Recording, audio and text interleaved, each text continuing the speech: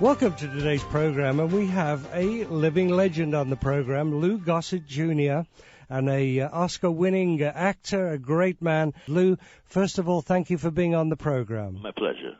Have you, as an African-American, had any, in the movie business, have you in any way suffered because of your racial background? Oh, you must read the book. Well, what's the book? The book is called An Actor and a Gentleman. Ah, well, just give us a taste then. Well, my first time is the difference in societies. Yes. I now understand why it happened, but that I didn't understand it at the time. Yes. But I was chosen by the William Morris Agency, and the movie started in New York in theater. Mm-hmm. And it was just a beautiful society there. So I was given a part in the very first movie of the week that Lew Wasserman's Universal had. Huh. With Melvin Douglas and Donna Winter and King Young and William Redfield and Patrick O'Neill and Ann Baxter. Yes, yes. And I played the homicide detective to find out who the killer was of this group string tank. Mm-hmm. So I was treated like a movie star. Huh. They put me in first class, and that's when they used to carve the meats in front of you in the first class. And I landed in LAX, and a limousine came out. And they took me to the Beverly Hills Hotel and put me in a magnificent suite. Yeah, man. And I felt wonderful, And then they said, you have a rental car waiting for you. And if you know Los Angeles, the Beverly Hills Hotel is on Sunset. Right. And I had to go from the Beverly Hills Hotel to Crescent Heights to budget rent a car. And it's about a 20-minute drive. Right. And with the traffic, 30 minutes, right? Yes. So I get the car, and it's a Galaxy Ford Fairlane 500. It's a convertible, white with a red interior. And at the time, my favorite singer was Sam Cooke. So I put Sam Cooke on as loud as I possibly could. I started driving down Sunset. It took me 4.5 hours. So that's my first chapter. It's called The Bubble Burst. That's unbelievable. And what was the excuse each time then? I answered to the description. They were flabbergasted that somebody like me would be able to be that blatant. Yeah. With the top down and the music up on Sunset Boulevard. Dear, oh dear. And everybody had to come and see. And did you keep your temper in that, when this was going? It got boring. Yes, yeah. My feelings were hurt, but it was my first abject. Yes. Other than when I did something in Wilmington, Delaware with Shirley Booth. Mm-hmm. Where they told me I couldn't eat at a New England restaurant. Oh, boy. I was careful to pick the New England restaurants. And then Shirley Booth said, well, I'm going to take the show out of here. Yes, yeah. And then I got invitations to all the restaurants. But this time, I went to the Beverly Hills Hotel and told him what happened. He says, well, those guys are descendants of the people who came from the Depression. Yeah. And worked in the armed forces on all the plants, the ammunition and the airplanes, the Boeings and all those people. Yes. And they come from Mississippi and Texas and all those places. Yes. And that's what they think. So the blue-collar workers of Hollywood at the time were from the South. Uh-huh. And that's, remember the movie L.A. Confidential? Right. Those were how those detectives and those police were. Yes. In hindsight, I understand it, but I didn't understand it at the time. Wow. That subsequent night, after having a wonderful meal, I had the map of the movie stars' homes. And I went out to look at the map. Clark Gable lived there and all those things. And I said, wow, this is exciting. And within 15 minutes, I was handcuffed to a tree. You're joking? About 3 hours. That's terrible. To learn my lesson. And not to walk out there after 9 o'clock. That's terrible. So they assumed you must be up to no good then? Yeah. It still didn't fit the description. What's wrong with this picture? That is terrible. That was my first day in organized Hollywood. That is absolutely diabolical. Did you ever work with Dr. King? Oh, yes. I was with Dr. King. I walked with him a few times. Huh. But I didn't stick with it. I stick with the philosophy today. Yes, yeah. But as a young man coming out of New York where there was none of that, you somebody attacked you, you defended yourself. Sure. I couldn't get that out of my system. So yeah. by gentle suggestion, they put me back on a plane. And I met him again when I was when he came on the set on the stage for Golden Boy. Yes, yeah. And so we had a mutual admiration society. I loved him a lot. It's so interesting. I got into journalism in London, England, back in 1968, Lou, and my first ever interview was Coretta Scott King at the St. Paul's Cathedral in London. She was there to speak at a memorial service for Dr. King. And she had the kids running around the room, and it just was so amazing to me, the dignity that this lady had. Incredible dignity. So how did you then start getting interested in faith-based movies? Well, in the book again, I went through all kinds of stuff. So I decided to have tunnel vision, just like Jackie Robinson, etc. Yes. And go for it, regardless of what happened to me. And what happens to you once you have when those little things happen on sets? Yes. With the crews in the town, you kind of put a damper on your free personality. And the only time I could be free was in front of that camera. So it's some pretty outstanding performances because I get a chance to get my rocks off, if you want to call it that. As soon as the man said, cut, I had to swallow it. Oh, boy. And it led into doing damage to myself. I got into drugs and alcohol for a short while. Yes. And then I realized, hey, that's doing worse to me than anybody else would. Yeah. So I came out of that, but it still remained, my jealousy, my competition, my comparison, if I was white, et cetera, et cetera. Yeah. And it takes a while to kind of bring it down so it doesn't get in the way of your sunlight, the sunlight of your spirit. Right. So I kind of stepped away, not just stepped away, but I stepped away from the consciousness of Hollywood. Yes. The red carpet I don't do too much anymore. Yeah. I've successfully succeeded in 60 professional years. And I've survived over cancer because of it, and I think my calling now is to do whatever I can through my foundation and my personal life. Yes. To educate young people of all kinds to practice how to live together properly at that age, so that when they get older, it ceases to be a problem. Wow. Apropos of the Whoopi Goldberg controversy, I tried to tell Whoopi, don't let it bother you because you're too great, and eventually you will get yours, but don't hurt yourself with your anger. Yes, yeah. So you got invited to do Left Behind. Yeah. What did you make of the movie? I mean, it's been out for a while now. Did you like working on that movie? Or I what? loved it. It was very cold where I was working. Yeah. And the only reason why I finished it is because of my faith that it was an important story. Yes, yeah. But it was 40 below. Oh, dear. Times, Where did you shoot it then? It's very difficult to be macho in Canada in the winter. Wow. So where were you in Canada then? In Toronto and Hamilton. Yes, yeah. Wow. Right by the water. Very beautiful, but very cold. Yes, I bet. Did they film it there because they got some sort of financial help? The Canadian people helped them, or what? Well, they were Canadians. Oh, yeah, okay. Yeah. Oh, that's great. Yeah, I worked a lot in Canada. Yeah. And you worked with Kirk, was it Kirk Cameron? Yeah, Kirk Cameron. Yeah. Was he a good actor, do you think? Yeah, I like him a lot. Yeah, that's great. Now, you did the follow-on then, did you, to that? No, I didn't do the following. I'd like to continue to work with those particular people. Okay, so what was the next one you did, the faith-based one? The faith-based was the Least Among You. And tell us about that. The Least Among You is a true story. It's a young man who is quite brilliant, and he is in the late 60s when there was riots in Watts. Yeah. He was a student leader. And there was an uprising, and he winds up being accused of beating up on a policeman, and they put him in jail. Huh. Now, he really is innocent. But they ask him to do a plea bargain. And the plea bargain is that if you declare innocent, we'll set you free. Yes. And by suggestion, we want you to go to the seminary school. They didn't tell him they wanted to go to seminary school to integrate it. Yes. He just goes to the seminary school, right? So here he is, and he has to fight his battle there. Yes, yeah. He subsequently, Wednesday, becomes the chaplain of all the prisons in California. Huh. So it's a true story. How amazing. But while he's studying, there was a groundskeeper there.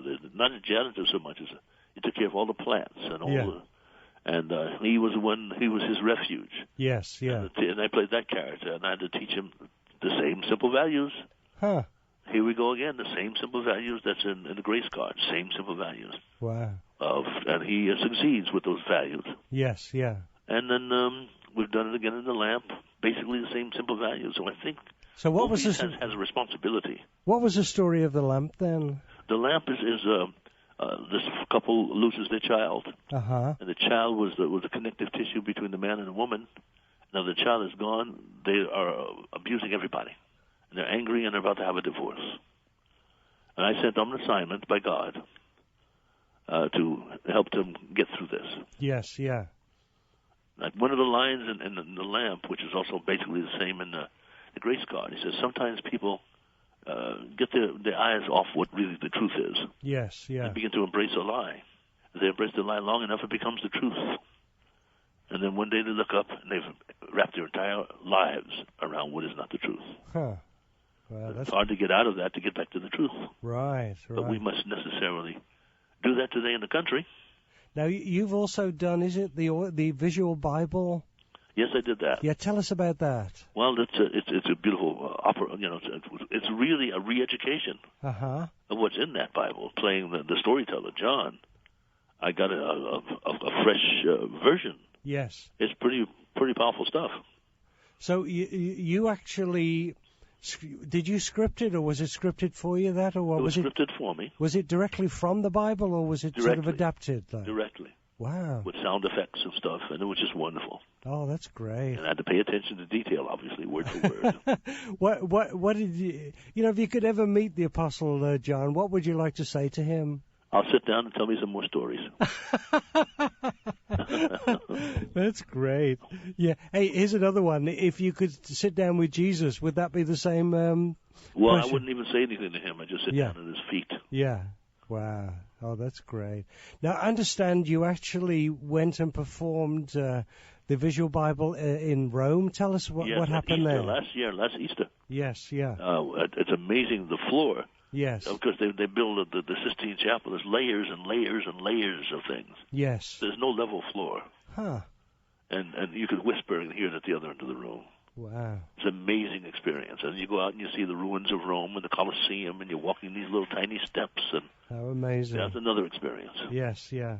I was in Rome last year and went to this place. I don't know whether you went there, where they claim the Apostle Paul was imprisoned before he was executed. And that was pretty amazing to sort of walk from the jail to where he was beheaded. Did you go to that place? I didn't walk that, but when I did a movie in Israel, my great aunt and her friends had a chance to walk the steps. Oh, wow. And so they never forgot that. Yeah, oh, that's great. Now, coming back to your earlier life, were you a churchgoer as a kid? Yeah, well, we had the church, the First Baptist Church of Coney Island. And ironically, right after the Depression, when I was a child, everybody kind of needed one another. Yes. And the neighborhood was poor. If they had money, it was not much. Yes. But if my parents didn't get home in time for dinner, I had a choice of international foods. Yeah. Could have been gefilte fish or lasagna or menudo or corned beef and cabbage. It depends on who was home. And that's how I was raised. Amazing. And I remember that, and our children are not raised like that anymore. Yes, yeah. So my foundation kind of kicks in to try and maybe get our children to practice how to live like that again before getting out in the street. Sure. Was the church you went to a black church or yes, an it was. It was the First Baptist Church of Coney Island. So you love the music then, eh? Oh, the music was Richie Havens and the Raylettes. You don't tell me. Did Richie Havens actually sing there? Yeah, he was a gospel singer. Wow, how amazing. Now, you've talked a lot about your Foundation for Youth. Yes. Could you explain what that is and what you're hoping to do? What I'm hoping to do is to try and repeat the way I and some friends of mine were raised. Yes. Before a child gets out the door, it was the responsibility of the family and the neighborhood to teach that child their self-respect, the respect for their elders and the knowledge of their culture. Yeah. The respect for the opposite sex, their dress code, their conduct, their spirituality, their hygiene, and their conflict resolution. They had to learn those basic things and their responsibilities at what age. Taking the garbage out, dressing, cleaning up after yourself, all that kind of stuff was inbred in our children before they went to school. So by the time they got to school, they were ladies and gentlemen. Yes. That's not happening anymore.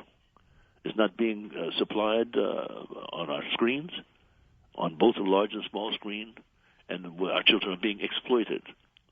And they take matters into their own hands, and they've created their own society, somewhat insecure and immature. You think this is through the gangs and things like this? That's where the gangs were born. Yes. And the subculture is born because they don't see themselves properly on that screen. Yes, yeah. So if they don't have that upbringing and they don't see it on the screen and they're left to their own devices, that's what you get. You can't blame them if they were not taught anything else. And presumably a lot of them don't have parents or have fathers. Yeah, fathers are gone or mothers or whatever. Yeah. There's a difference between a successful African-American man who's got that balance and a successful American man who does not. Yes, yeah. The unsuccessful one will always fail. Yeah. He thinks he's successful with all the money, but eventually you're going to read about him in the papers. Yes, yeah. It's not just African American, but that proper upbringing. Sure. And there's a running consciousness that things will change and change for the better because God is in charge. Yes, yeah. But we sometimes think we are with our success. Has the plight of youth got worse over the last few years? Or I mean, well, they are asking for something. Yeah. So it's not worse. They're asking. For my travels across this country, especially in universities and the middle schools, they are all eyes and all ears. But you have to mean it. Yes, yeah. But they're looking. They're looking. So do you go into schools and colleges and speak? Yes, then? I do. Wow. And what's the response you get? It's incredibly responsive. So do you ask for some sort of commitment from the kids at the end of your speech? Or I ask them to make a personal commitment that there's no such thing as impossible. That's great. If we have a 10-second 100-yard dash, it's not 10 seconds anymore. It's 9.53. When it couldn't be done one way, how many kids could slam dunk at my age? Not many. But they're all slam dunking now.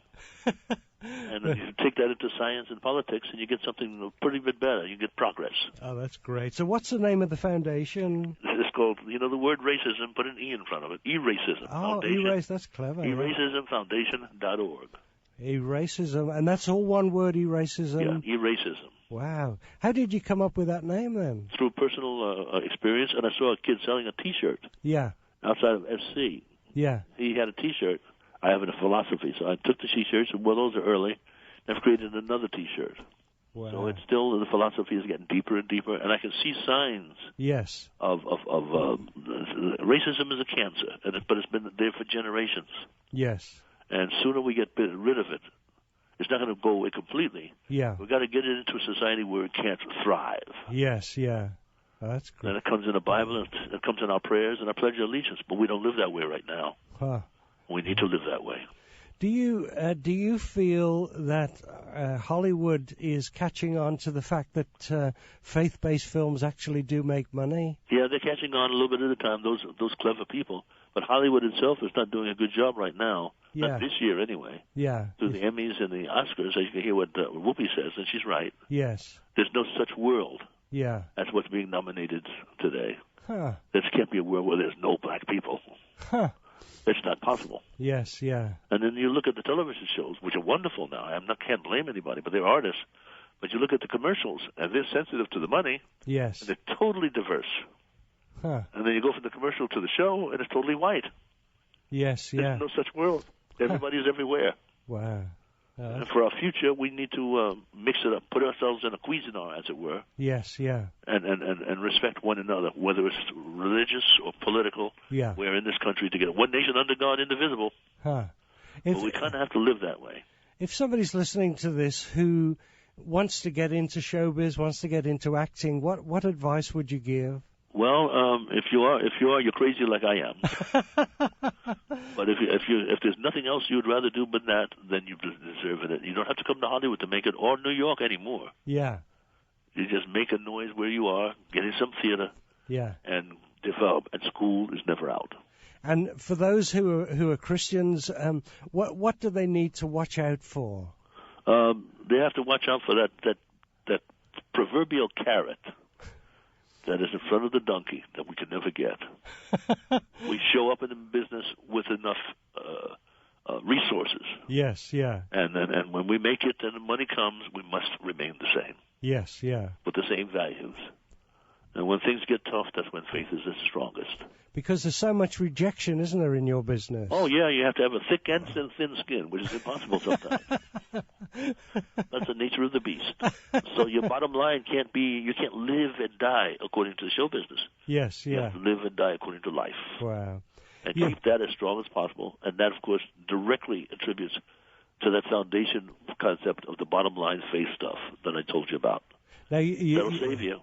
You've written your life story again. What was the name of the book? And After Gentleman. That's wonderful. Did you physically write it? Did you work with another writer or what? I wrote with a ghostwriter who is top of the line. She's just a little tiny, beautiful little woman. Yeah. So she's won headlines by helping write the autobiography of Whitey Bulger, I think it is, from Boston, who's a gangster. She's a long way from that, and she's a long way from me. But she has the gift, yes, of listening. So I will talk to her for 2 or 3 hours every day for about 8 months. Wow. And she'd come back with something written.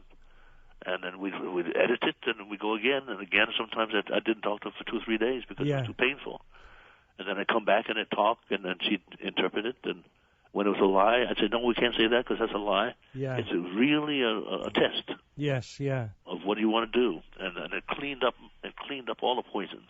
Did you find it was helpful for you spiritually to be sharing a lot of your life in this way? Oh, it's wonderful to be free and see through. Yes, yeah.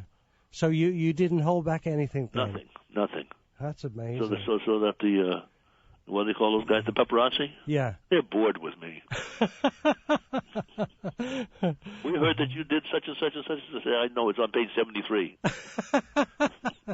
What was the lowest time in your life, Lou? The lowest time in my life was when I was on drugs, and I had people there who came in with an agenda. Yes. And I found myself with stuff on the table, and I'd come out of a blackout. Yeah. And walking out of my room, out of my house with my televisions and my watches, and there's nothing I could have done about it. Dear me. And from there, I kind of came through.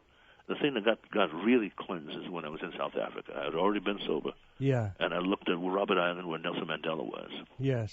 And the way he came out of Robben Island, he's my role model. Huh. Oh, that's great. The film, The Grace Card, do you have any other films that may be coming up, of a similar genre? Well, The Lamp is next. Yes, okay. And there's another called Smitty. Yes. And another one called, I don't know if they're going to change it so many different times. Shannon's Rainbow was the original title. Yes, yeah. And things like that. But I concentrate today on health and spirituality, and I let the rest come as it may. I've got some stuff I want to produce. Yes, yeah. Some history that our children need to know about. Oh, that's great. Wonderful. I've got a thing nominated for the NAACP Image Awards, a documentary about the African-American contribution in all the wars. Oh, that's great. And it's liable to win, but one day at a time. Yes, yeah.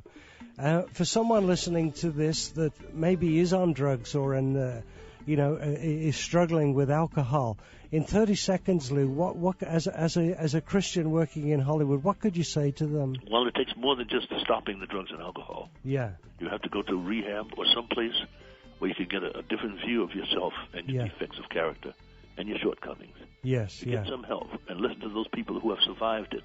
Right. And they will find out there is another world out there that they knew nothing about. Yeah, yeah. They don't think they deserve to get, that they most definitely deserve to get. So the most divine position you can be in life is to reach a bottom when you have no choice but to come up or down. Oh, that's wonderful. Well, we've been speaking with Lou Gossett Jr. What a delightful man. And Lou's latest movie is called The Grace Card. We hope you'll go and see it. And Lou, we just want to thank you so much for being on the program. Thank you, sir. God bless. Bless.